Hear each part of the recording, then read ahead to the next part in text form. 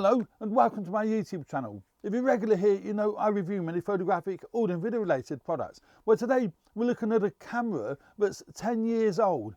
It was released in the States in November of 2013. We're now in December 2023, so effectively it is 10 years old. And I really love this little camera. I only recently got it.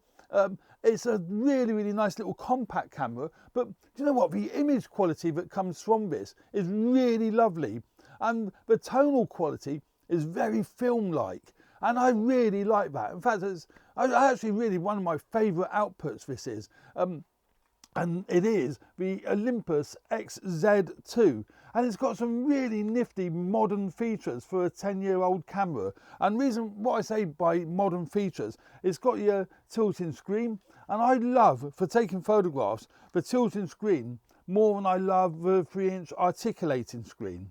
And the reason being is because it's behind the camera, and I love when I'm taking photographs, not video, but when I'm taking photographs out and about with my brother or doing street photography, I love the fact it's behind the camera. A, it's more discreet rather than having a monitor that flips out, and B, I find it's more secure. I always worry about damaging the monitor when it flips out. This is really well made, a really excellent made little camera with a 3-inch articulating screen, touch screen. I use it for touch to focus, so you can actually just tap the screen and that's the focus point that it will pick. I find the focus is snappy enough. It's not the fastest, it's a 10-year-old camera, but it does what I want it to do. But what I really like is its tonal quality.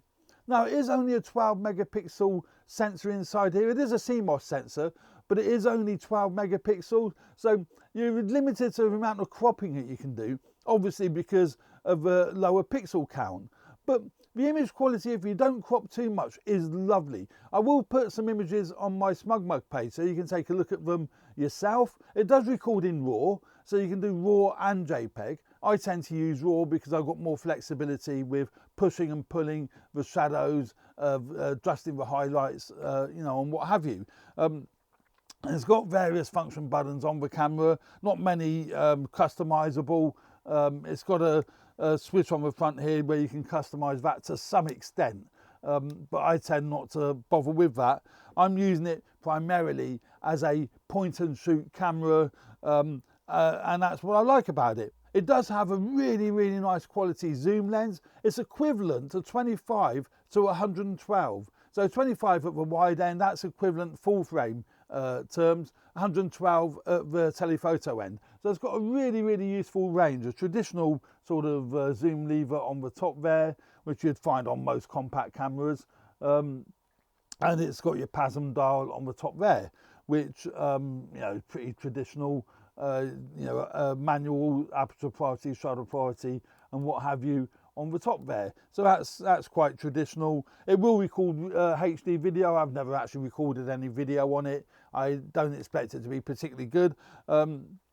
I use this for when I go out, just for taking stills. And it has got a control ring around the lens. I've got that set for adjusting the aperture, and I think that works great. It'll adjust the shutter speeds if you're in shutter priority. It'll adjust your aperture if you're in aperture priority. And basically just turn that dial, and then either the shutter speeds or apertures will change, which is great. And what I like, because I've got poor eyesight, it's got a really nice good display on the back of the actual camera, so that is really handy, really nice along the bottom here, really nice quality display, really like that. I've got the dial around the back here set to adjust the exposure compensation, so I can very quickly adjust the aperture or shutter speed using the ring around the lens, and exposure compensation just by turning this dial here. So very actually easy to use, very quick to use, and very quick to adjust. And say touch to focus, you literally just touch the screen and then you'll hear a beep. You can turn the beeps off, but you'll hear a beep. That'll touch to focus, and then you just take the photograph. It takes your normal SD cards. It's not micro SD, which is lovely. SD cards in the battery compartment, that's pretty standard for all cameras. But as I say, it's a 10-year-old camera, and they're pretty cheap to buy. Built beautifully, really nicely built camera. But have a look at these results. Let's have a just quickly look at some of these images here. So there's one that I've taken in the garden. Look at the tonal range, look at the colours.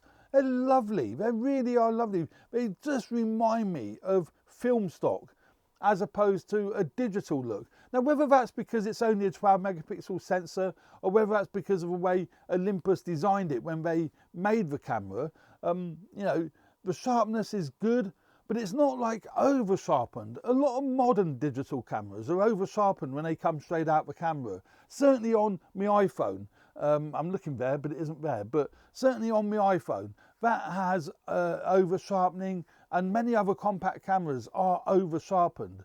This isn't. This has got that really nice, you know, as I keep saying, that really nice tonal range. Let's go outdoors. And it handles contrast, brightness, highlights and shadows are handled really nicely when you're outdoors. I mean, look at that. Apart from the fact I haven't got it straight, but I mean, that's neither here nor there. Really, really nice tonal range and really, really nice sharpness. So, yeah, one of my favourite cameras purely because of its tonal range. I like the tonal quality. I like the tones. It's just really nice, you know, almost said skin tones, but the colours are very, very natural. As I say, reminds me of film because I'm old enough to remember using film. It just kind of reminds me of film, and I really like the tonal range. So yeah, if you can get hold of little Olympus XZ-2, I'd highly recommend you do so. But just bear in mind, it isn't a modern camera, so the autofocus isn't going to be fast and snappy, certainly if you want to do sports or anything like that.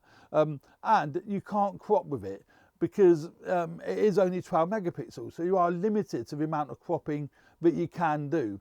Unlike my little Sony RX100-7, that's pin sharp across the whole range. It's got up to 200mm lens, well, 24 to 200mm lens.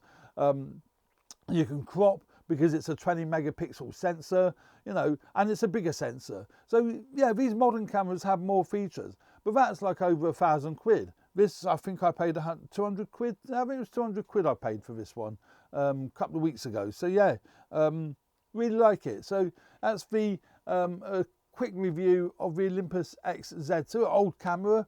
If you do want me to review some of these older cameras, then let me know because I'm happy to do so. I've got plenty of them. If you look at me shelving up here, I've got all sorts of older digital cameras, such as the, you know, well, there's loads of them, the Nikon D70, the Nikon D40, the Canon, whatever it's called, D300, is it? Loads of old digital cameras. Some of them you can get really, really cheap now and still get great results because most of them are like between 6 and 12 megapixel sensors in them, so well worth looking at. So there we go, that's the Olympus XZ-2.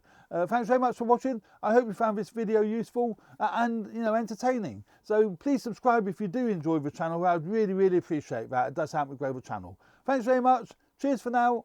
Bye.